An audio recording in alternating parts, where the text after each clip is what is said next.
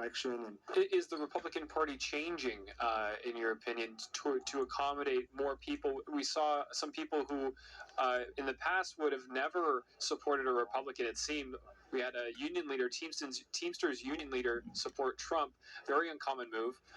Is the Republican Party or the conservative movement accommodating more people somehow? Well, that's a good point. You're seeing Amber Rose promoting the Republican Party, right? So I think we are certainly opening up to a new voter base in a good way, though, in the way that we are the party of the average American. The average American is not involved in politics. It's great to see these other characters, and we may not agree with their lifestyles or some of the decisions they make, but I think strategically it's very smart to go out, get these folks, recruit them, and have them spread the message. Trump said after the assassination attempt, he threw out his entire speech, his keynote address that he'll give on Thursday, and it'll be more towards unity and bringing unity to the nation. What do you expect to see? That's a great question. Trump's speeches are always great. It's always from the heart. He has a great instinct.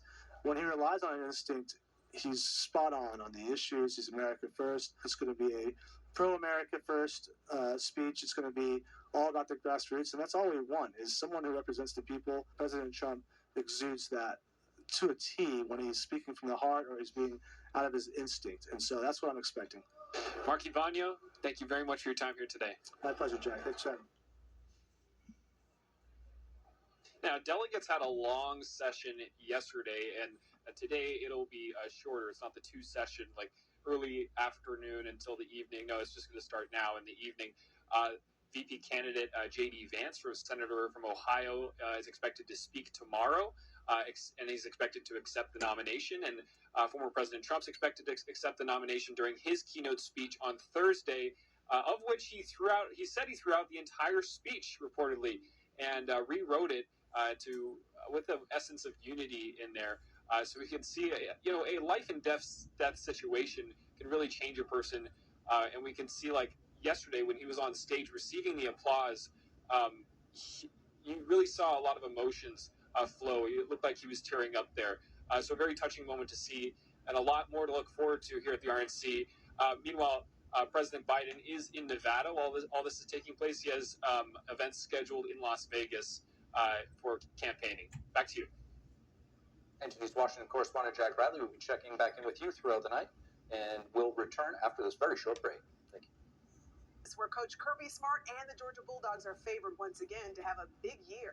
That's where we find Fox Side's DJ Shockley, who spoke with UGA quarterback Carson Beck. Shock?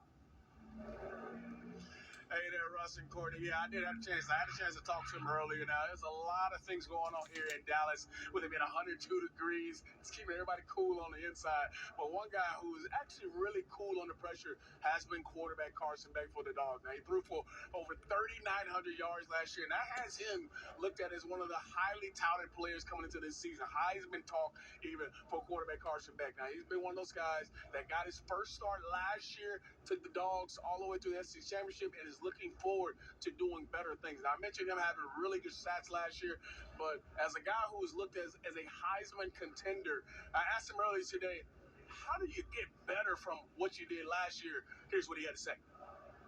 How are you handling the quote-unquote hype that's around Carson Beck and the Dogs? Yeah, I think I've always been super team-oriented, and when my head goes there, and, I'm focused on my teammates, and, winning, and that's always the main goal is can we get the win. So when my head is there and my headspace is focused on the guys around me, it kind of just blocks that out and allows me to focus on what really matters. What have you done to prepare yourself to be better than you were last year? Obviously put up big numbers, but what does it take this year to be better than you were last year, the things you're working on to get better this year? Yeah, I think it takes being highly critical of yourself. Obviously I'm my biggest critic, so you could say, yeah, this guy said this about you, this guy said that about you. I promise you I've said worse about myself, Now, Carson is a guy who's very humble, but he also talked about last year against Auburn being his kind of coming out game where he really provided the confidence he needed to go forward. So looking forward to seeing what he can do this season. And then come up here in just a little bit of sports, guys are going to talk and have a sit down with the man himself, Kirby Smart, and he tells me about SEC Media Days, but also about what he likes about SEC Media Days going forward. So it's been fun here so far, but still a little more, couple of days to go.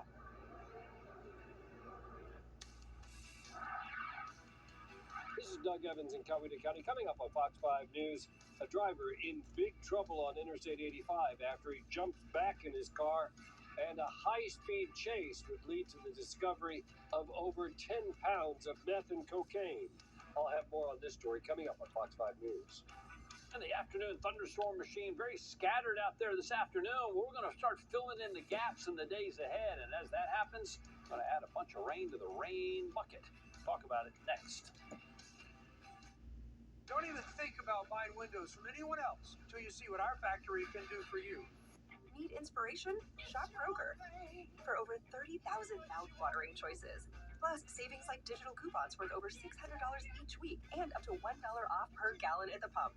Kroger is deportations and stopped building the wall. Now illegals are streaming across the border in record numbers, overrunning our cities, committing crimes including murder and rape, and busting budgets. More for illegals, less for us, less for cops, roads, and schools. Only President Trump will secure the border and stop the invasion of illegals. Make America Great Again Inc. is responsible for the content of this advertising. We do have some reactions actually from around the country on the attempted assassination on the former president. Let's actually watch that now and see how the country reacted. I think it's time for us to come together. I think it's time to make peace with each other and understand that people have different opinions. We should be open to criticism of each other and then to be able to debate as civilized human beings.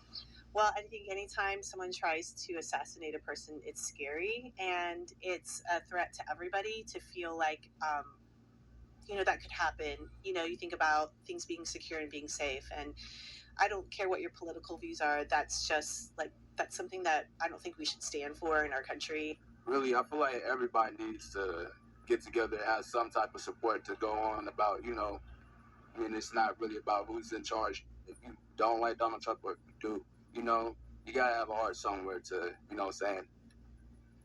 feel like that for somebody. I thought it was pretty crazy, honestly. Like, sure, not everybody's perfect, but to try and take a life, that's just not really cool. I would say that we definitely need some unity and some kindness amongst people and patience. Very sad, of course. We don't want anyone getting harmed. Or Nice I know there was someone killed from the rally from that, so it's very upsetting. I think that all Democrats and Republicans alike can come together over this to support and just give prayers and thoughts to Trump right now. I think that this country needs to learn to be more gentle and not so reactive with certain things.